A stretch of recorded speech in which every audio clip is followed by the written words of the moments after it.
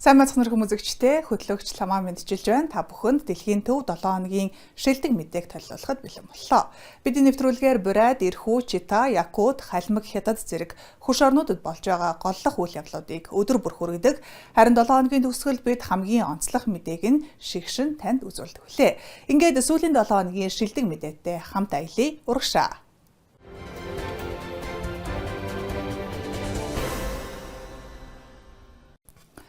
Бурайдын байгаль нисэх онгоцны буудал жинхэнэ урлагийн галерей болон хувирлаа.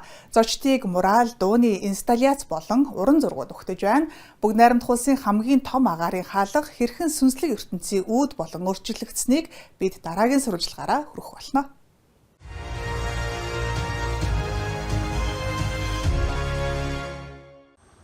Аэропорт Байкал нисэх буудал шинэ өнгө төрхтэй боллоо. Гой зүүн шинжилэлт Хэб хаб креатив төвийн мэрэгчлэтнүүд ажиллажээ.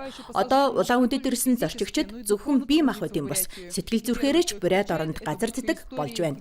Тэднийг хамгийн түрүүнд угтах зүйл бол түүхийн бүхээг юм. Энд улаан үдийн тухай түүх өгүүлэмжийг сонсох боломжтой. Сайн байна. Хүндэт дөрөв потенциал болон манай хайлшид. Би савун чимээтэй уушаа. Удаах анхаарал татах зүйл нь хадаг хэмээх ханын зураг. Уран бүтээлчдийн үзэл санаагаар бол энэ зургаар дамжин зочид тэнгэрээс газар руу цаашлаад байгаль нуурын гүн рүү аялдаг. Буцаа хүлээж байгаа зорчигчид ч Бурайд соёлоор амьсгалж болно. Бурайдын бүгд найрамдах улсын үндэсний музейн цан хөмөргөөс Сонгодог нутгийн уран бүтээлчдийн олон арван бүтээлийг байрлуулжээ. Эхний зочид аль хэдийн энэ шинжилгээг биширч байна. Проект великолепный. Сайхан төсөл олжээ. Гайхалтай. Энэ хадагтай хэсэг үнэхээр таалагдж байна. Үнэхээр сэтгэл хөдлөм, гайхуулам сайхан болжээ. Бурайдын хувьд үнэхээр хэрэгтэй зүйл. Ягаад энэ хэсэг гэж? Коридор вообще все. Энэ чинь маш чухал хэсэг. Нисэх буудлуудын энэ хэсэг ийм гоё байхыг мэдэхгүй юм байна. Красиво оформлен. Хэб хабынханд нисэх буудал манай нутгийн сүнслэг ертөнцид нэвтрэх хаалга гэж харагддаг. Тиймээс тэд энэ мэдрэмжийг иргэд жуулчдад хүргэхийг зорж байна. Это они хотели показать людям. Байкал нисэх буудлын ийм гайхалтай санаачлагын талбар болсонд бид маш их бахархаж баярлаж байна. Аялын явцад харж байсан ч өнөөдөр харсан зүйл бүр гайхшилтрууллээ. Маа зорчигчид ч мөн адил, зорчигчид маань ч мөн адил сэтгэл догдлон хүлээж авсаар байна. Тэдний сэтгэлийг харахад үлдлээ. Сайн уу тэнгэрийн төслийг хэрэгжүүлэхэд хэдэн сар зарцуулсан байна. Петрова, Доржич, Идопов, новости дня. Улаан үдэд бизнес эрхлэгчдийн дунд шинэ жилийн архитектур чимэглэлийн уралдаан эхэллээ. Хүн бүрийн төсөөллөөс авсан шийдлүүд Почта Байкал шуудангийн гэрээс эхлээд Кавказд болсон явдал киноны хэм маягтай зоогийн газар юу өрнөж байгааг хамтдаа үзье.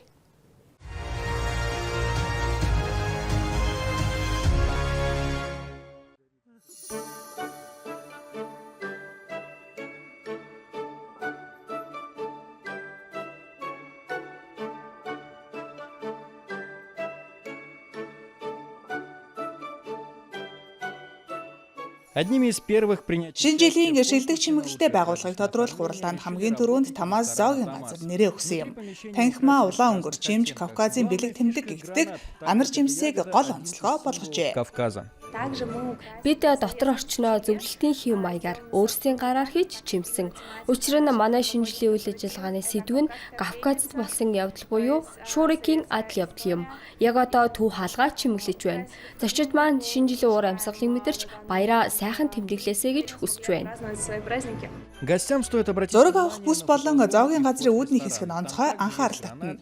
Анар жимсийг нарсны мөчир гэрлэн чимэглэлтэй хослуулжээ. Ихэнхийг нь өөртөө урлаж хийсэн байна. Своими руками.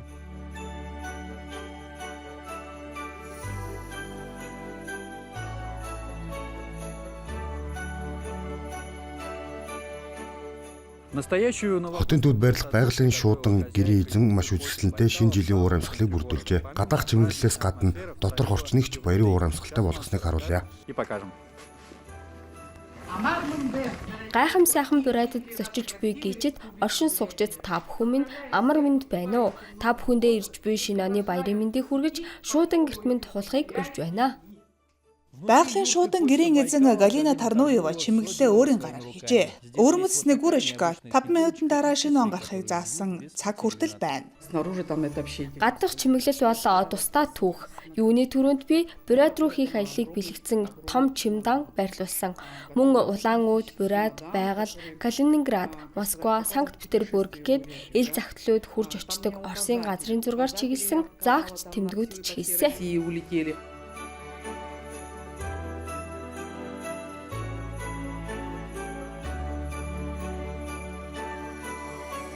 Гадна болон дотоод заслыг шинжлэх уур амьсгалтай болгон чимхэн жил бүрийн уламжлал болсон. Манай хотын иргэд зочдод баярын уур амьсгал төрүүлэхийг хүсдэг. Гэрэл болон гоёмсог чимэглэлийн тусламжтайгаар баярыг ойртуулж байна. Всего в конкурсе 5 номинаций. Уралдаан өвлийн амд худалдааны төвийн шилдэг чимэглэл, өвлийн цонх худалдааны байгууллагын шилдэг чимэглэл, үйлчилгээний байгууллагын шилдэг чимэглэл гэсэн 5 номинацтай. Байгууллага бүр оролцох боломжтой. Форм собственности, киоски и павильоны. Шинэ жилийн шилдэг чимэглэлийн уралдаан 14 сарын 21-нд эхэлсэн. Өргөдөл хүлээн авах хугацаа 12 сарын 17 хүртэл үргэлжилнэ. Уралдааны зорилго нь шинэ жилийн чимэглэлийн туршлагыг тодруулж бизнес эрхлэгчдэд дэмжих явдал юм а. Призовой фонд конкурса миллион. Шагналын сан 1 сая рубль, тус бүрийн номинацийн ялагчдад 100 мянган рубль, 2 дугаар байрт 60 мянга, 3 дугаар байрт 40 мянган рубль олгоно. Андрей Слепнев, Доржи Чайдопов. Новости дня.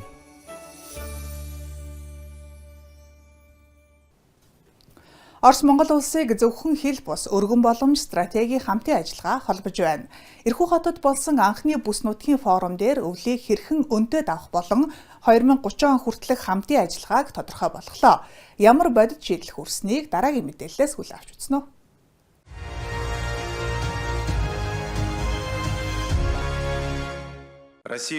Орос Монголыг олон жилийн найрамдал, амжилттай худалдаа, эдийн засгийн хамтын ажиллагааны түүх холбогдгоо. Найрсаг хөрш, найдвартай стратегийн түнш гэж амбан захирагч өнөөдөр онцлоо. Монгол улсыг хэлж байгааны нэм Монгол-Орос хоёр олон жилийн хамтын ажиллагаатай бөгөөд худалдаа аж үйлдвэрийн хамтрал, Евразийн орон зай дахь интеграц, аялал жуулчлал зэрэг салбарууд форумын гол сэдэв боллоо. Ирхүүгийн мужийн Бурдүгүс тасганд Орос Монголын бүс нутгуудын анхны форум эхэллээ. Орос Албаны улсын муж Монгол улсын аймагуудын төлөөлөл оролцож байна. Манай компани уул уурхайн салбарт ашигладаг тесрэх бодисын бүрэлдэхүүн үйлдвэрлэдэг. Үйлдвэр маань туваад байрладаг юм. Энд бид Монголын түншүүдтэй уулзаж нийлүүлэлтийн гэрээ байгуулахаар төлөвлөж байна.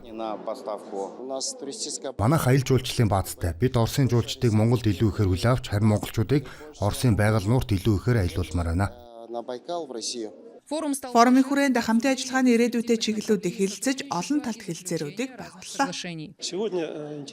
Сибирийн холбооны тойргийн бизнес эрхлэгчдийн ашиг сонирхол манай хөрш Монголтой нэгт холбоотой. Хамтран ажилладаг олон чиглэлүүд бизнес эрхлэгчдийн хувьд өндөр ач холбогдолтой байна.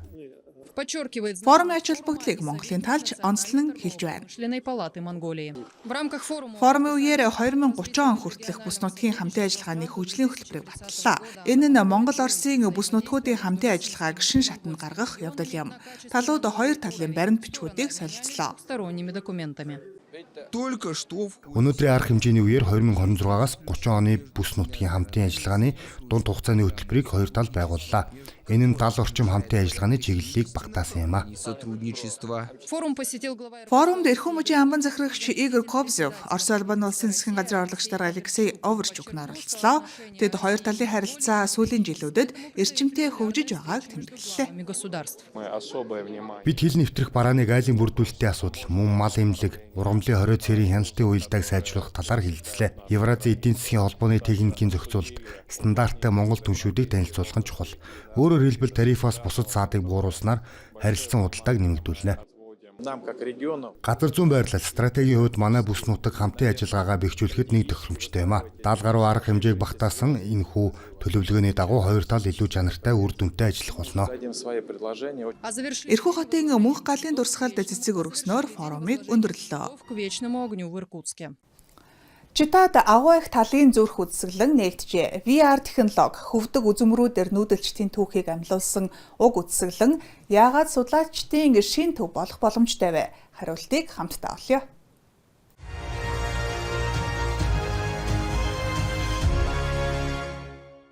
Каждая находка... Өөр байгалийн бүс нутагт археологчдын олдвор бүр нүүдэлчдийн овог аймагуудын түүхийг улам тодруулах боломж олгодог. Жишээлбэл Хүнүү угсааны дарагчдын гараар бүтээсэн 2000 гаруй жилийн настай шаварваар сулга. Судлаачид Хүнүүгийн овог аймагуд л хожим Ромын эзэнт гүрнийг довтолсон Гүннүүгийн иргэншлийн үнс болсон гэж тогтоожээ.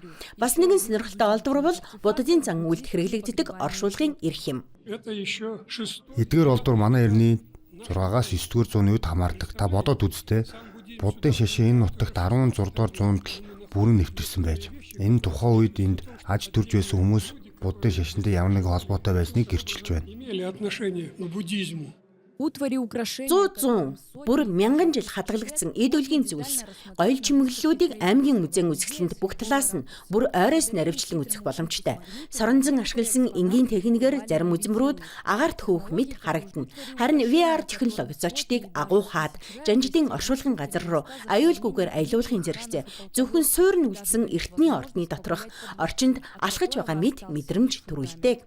13 дугаар зууны энэ барилгын баттай бүрэн гүйцэд сэргэн бүтээсэн хувилбар өмнө огт байгаагүй.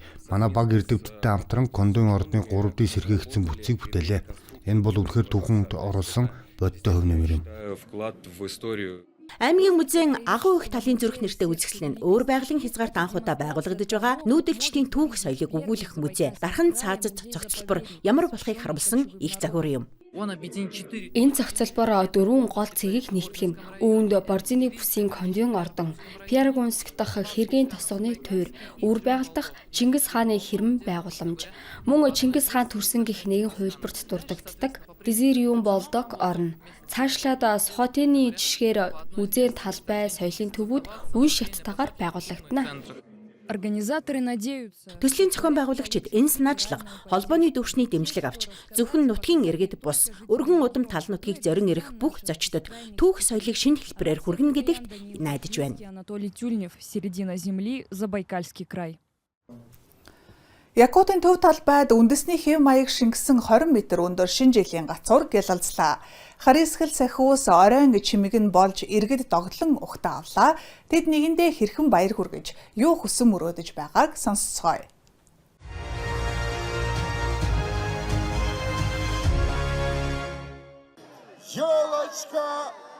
Гацуур чи ас ура.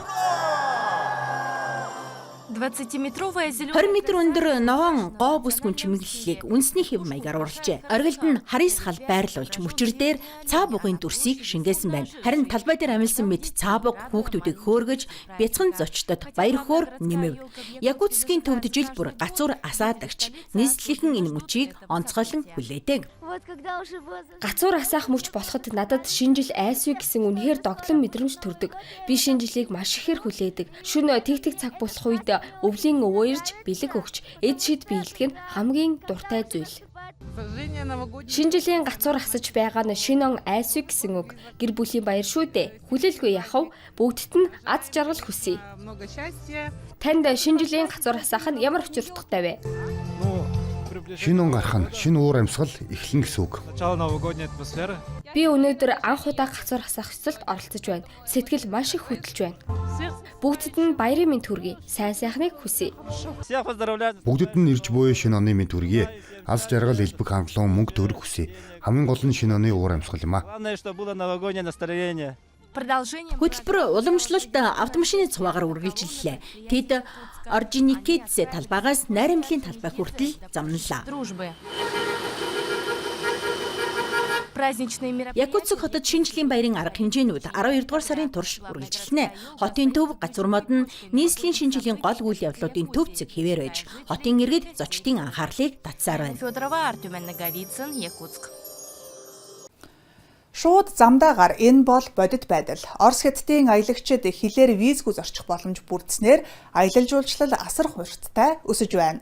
Тэд хаашаа зордог, үүнээс үүдэн ямар өөрчлөлт гарахыг дараагийн мэдээллээр хүргэе.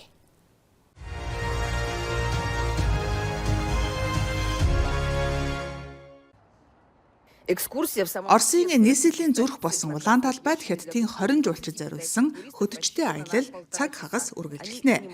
Тэд хөтчийн яриаг анхааралтай сонсож зураг дарж бие дан аялна. Дараа нь Царицына хүрээлэнгээр зочилж цаашаа Мурманск руу нисэж туйлын туяаг үзнэ.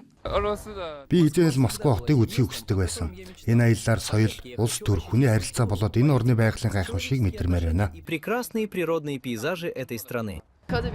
Оросын гудамжны дүр зураг Хятадынхаас эрс өөр юм. Хэдийн шинэ жилийн уур амьсгалд автжээ. Я уже успел Би Орос хүмүүсийн найрсаг харилцааг хэдийн мэдрээд эхэлсэн. Хятад Оросын наримдал мөн хүргэлжлээсэ. продлиться вечно. Хятадын жуулчдын хувьд Орос орны аялал нь хэдийн Москва, Санкт-Петербургээр хязгаарлагдахаа болсон. Бүгд найрамдах Хятад ард улсын иргэд Оросын хөдөө нутаг уламжлал, соёлын олон өнгө бодогтой танилцж байна. Хятад жуулчид соёлын агуулгыг их чухалчилдаг. Тэд түүхэн газрууд, музей, галерей, театрын тоглолт үзэх дуртай. Олон хүн Москва орчмын алтан цагиргын маршрутыг сонгон Сергеев Посад, Владимир Суздаль руу явдаг. Сергиев Посад, Владимир Суздаль. Визгүй зорчих журам Хятадын жуулчдад илүү их боломжийг бий болголоо. Шинэ журам нь аялал жуулчлал болон бизнесийн зорилгоор бүлгээр болон хувь хүнээр 30 хүртэл хоног Орос зорчихыг зөвшөөрч байна. Ерөнхийлөгч Путиний гаргасан визийг цуцлах тухай зарлиг нь харилцан хийж буй арга хэмжээ бөгөөд 2026 оны 9-р сарын 14 хүртэл хүчинтэй. Үүнээс өмнө Хятад улс Оросын жуулчдад ижил боломж олгосон. Үр дүнд нь Орос руу аялагчдын тоо өсөж байгаа шиг Хятад руу зорчих Орос иргэдийн тоож сүүлийн 2 сард огцом нэмэгджээ. Зөвхөн Бээжинг олон улсын нисэх бодлын мэдээллээр 80% өссөн байна. Оросын тур операторууд Хятадаас орж ирэх аяллаа урсгал нэмэгдэхэд бэлэн болжээ. Баг бүлгийн аялал тодорхой хэмжээнд өснө. Гэхдээ хувь хүний аялал илүү огцом өснө. 50 хүртэл хувиар нэмэгдэх төлөвтэй байна. Бид эх хүний захиалгууд өсөж буйг аль хэдийн харж байна. Оросын бүх бус нутгийн аялал сонгож байна шүү дээ. Визгүй дэглэмийн шийдвэр нь аялал жуулчлалын дэд бүтцийг хөгжүүлэхэд түлхэж өгнө. Төлбөрийн систем, тээврийн хүртээмж, хотын 5 тухтай орчныг сайжруулах шаардлагатай. Энэ бол хувь заяаны чухал шийдвэр гэж бодож байна. Манай хоёр улсын харилцааг илүү гүнзгий болгоход туслана. Мөн иргэд бие биенийгээ илүүсэн ойлгох боломж бүрднэ. Аялал жуулчлалын салбарын төлөөлөгчний хэлж байгаагаар Хятад Оросын харилцан визгүй журам нь сар тахлын өмнөх үзүүлэлтээ сэргээх байтугай давж гарна гинэ. Бизнес аялал хэлхийн холбоо төвчснээр хоёр талын эдийн засгийн хамт ажиллагааж улам бэхжихнэ. Екатерина Глазунова, Варвара Кривчикова, Павел Глазунов, CGTN, Москва. Хабаровскт шинэ жилийг 2 удаа тэмдэглэдэг боллоо. Орос Хятадын оюутнууд хамтдаа дуулж бүжиглэн хүрлийн гүрийг баттгалаа. Соёлын ялгаа гайхшрал нэгдэл бүхэн энэ өдөрт багтжээ. Хамтдаа үзсгэе.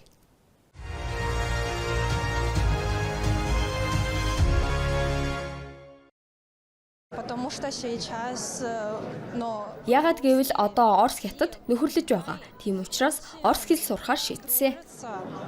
Оросууд ба Хятадууд шинэ жилийг өөр өдөр тэмдэглэдэг. Харин олон улсын чиглэлээр суралцдаг оюутнууд 2 удаа тэмдэглэх нь бий. Тэд бие биенийхээ соёлд бүрэн өмбөж амьдардаг болохоор тэр юм. Хабаровскт сайхан байна. Би Оросд хайртай. What's you like in Russia? Food, weather, people, everything. Do you have Russian friends? Би Би одоо Хабаровскт сурдаг. Хэл шинжлэлийн магистр. Энэ жил Оросын шинэ жилийг үзмээр байна. Оросууд яаж тэмдэглэдэг, ямар хоол хийдгийг сонирхолтой санагдана. Би багасаа хэл сурах сонирхолтой байсан. Англи сонгож байхдаа хятад хэл сонгосон. Харбин Далиан руу хэлний курст ганц сараар явсан. Маш сонирхолтой курс байсан бөгөөд олон орны найз нөхдөдтэй болсон. Бүр Итали, Малайз, Солонгос найз нөхдөдтэй болсон. Ийм олон үндэстэн оролцсон шинэ жилийн арга хэмжээ Хабаровскт жил бүр 12 дугаар сард өөр талбайд болдог. Энэ удаад үйлдвэрчний эвлэлийн соёлын ордонд болно. Бид бүгд тоогууд сурдаг. Хятад хэлний анги бас боловсрал. Би тоогууд сурдаг. Менежментийн 2 дугаар курс, олон улсын бизнес. Одоогоор миний анхаарал зүүн тийш чиглэсэн. Ийм сайхан тэнхимд суралцж байгаадаа маш их баяртай. Хятад хэл, хятад соёл судлан улам илүү ойлгож, хүрээлэн буй бүхнээс гой сайхныг харж сурахад тус болж байна. Энд Хабаровскд амьдардаг болохоор хятад соёл бидэнд ойрхон байдаг. Хоол хүнсч бий, соёл нь ч дөт. Тиймээс хятадд улам ойртох хүсэл төрсөн. Хятадд очиж үзээгүй. Гэхдээ удахгүй очино гэж найдаж байна. Орос хятадын оюутнуудын шинэ жилийн орой бол зөвхөн концерт, нийллэг биш. Харин ч танилцах, ярилцах, хоёр улсын соёлын гүрийг баттгах дотн орчин юм. Энэ тоглолтыг бид хотын иргэдэд зориулсан юм. Одоо 9-р сараас хойш визүүдийг илмийн ачаар гарлаа, явлаа гэж хэлээд л хятадд ирдэг болдог болсон. Түүнчлэн 3 хоногийн өмнө ерөнхийлөгч Владимир Путиний зарлиг гарснаар хятадууд ч мөн адил визүүгээр Оросд аялж болдог боллоо. Үүнд бид маш их баяртай байна. Анастасия Незнанова, Дмитрий Щепин. Смотри Хабаровск. Энэ хүрээд өнөөдрийн хөтөлбөр өндөрлөж байна. Ice Club-ыг үзэж Монголд төдийгүй бидний хөш орнуудад болж байгаа үйл явдлыг цаг алдалгүй хүлээн аваарай. Хөтлөгч Ламаа тантай хамт байлаа. Дараа 7 хоног дахин уулзтлаа. Түр баяртай.